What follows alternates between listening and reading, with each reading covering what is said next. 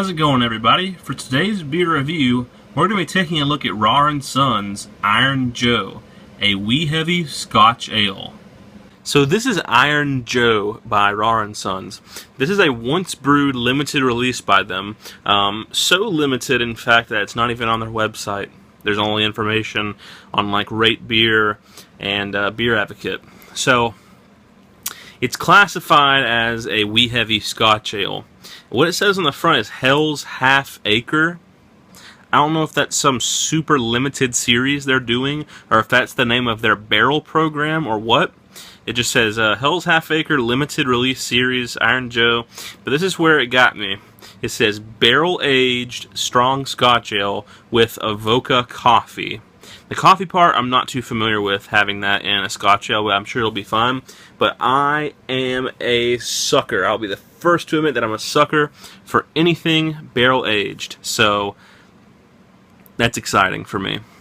On the back it just says Avoca Coffee Roasters. We take American oak barrels and fill them with our award-winning Iron Thistle Strong Scotch Ale. Next we add fresh, locally brewed Avoca Noir coffee to the mix and age it in our barrel room for 3 months. Iron Joe is the result of two locally owned and operated businesses getting together to make your beer dreams come true. Sweet dreams. Now, when they say barrel aged, I don't know if that means oak aged, like oak barrels, or these are fresh oak barrels, or if they're implying that they're spent or used whiskey barrels. It's probably just oak aged, which is okay. Sometimes that adds some kind of woodiness or vanilla to it, but I prefer when it's like an actual used bourbon barrel, because some people are like, man, this just tastes like you put a shot of whiskey in my beer. I'm tired of this. Man, I say the more the better. I love it whenever there's super strong whiskey taste in my beer. I'm going to be drinking this out of my Duvel snifter glass. I grabbed this because I have a feeling this is going to be a little bit on the complex side, so this is what we'll be using. So let's go ahead and get the cap off of here. I don't know if I have a Rahr & Sons cap like this one. I'm just kind of glancing over my beer fridge here. I like to try to keep every unique cap that I come across. I know there's one up there, but I don't see it, so just to be safe, I'm going to take this cap off carefully.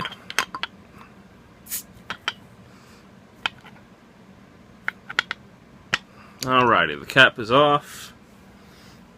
Straight out, the color pours. Nice.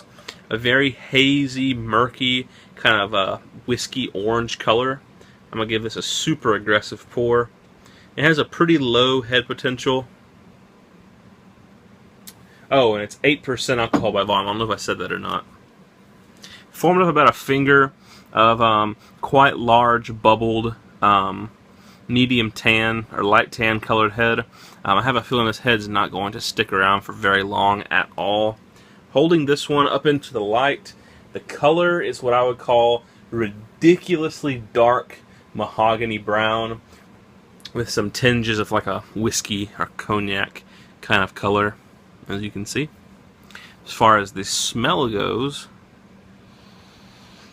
wow, that's a lot of coffee. I'm getting super, super roasted coffee. I mean, if I didn't know any better, I would say this is a breakfast stout.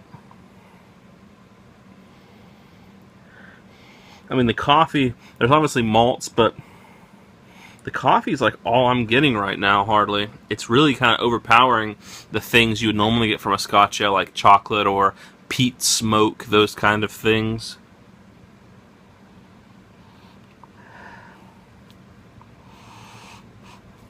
It may need some time to warm up a little bit, but, you know, Scotch ales are usually served at the 45 to 50 degree mark.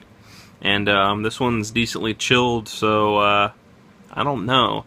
I'm not complaining here. It smells delicious. I'm just wondering if it would open up more if I let it warm up. I mean, obviously it would. I don't know if it'd be in the way that they intended it for it to be. Yeah, right now I'm just getting malt and super roasty coffee. Let's go ahead and give it a taster now and see what it's like.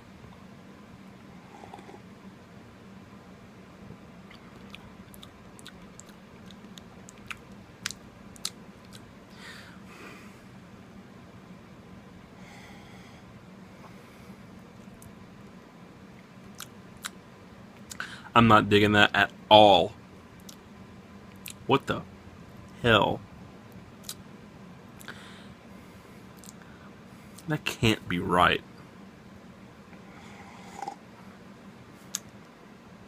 It's almost got like an acidic, vinegary Belgian sourness to it. Or my batch went bad or something.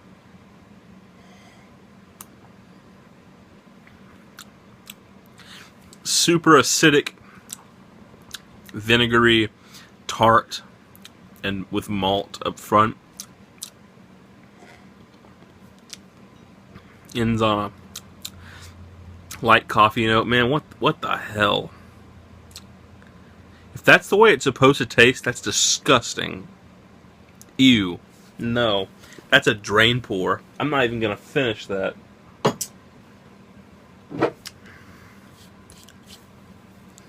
If that's the way it's intended to taste, I'm gonna open up my other ones and see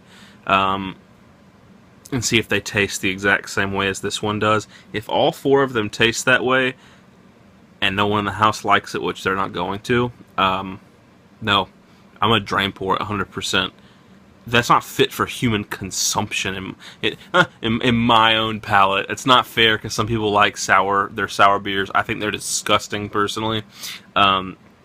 But that's not what this is. This is a barrel-aged Scotch ale with coffee. And it tastes like a Belgian sour with a little bit of coffee. Gross. I mean, it gets a 0 in the style. This is a completely off-the-wall, light years away difference representation of the Scotch ale style. It's not a Scotch ale. It's a Belgian sour with coffee in it. And as far as my own personal score goes, 10, 15 out of 100. Like, you know, if I had to drink this, I could finish this without gagging, probably. Maybe not. Nope. No. Don't get it. This is gross. I'm not surprised it's not on their website. They're probably ashamed of this product. That has been my review of Rahr & Sons Iron Joe. Barrel-aged strong Scotch ale with Avoca coffee. No. Sour, Belgian sour with coffee.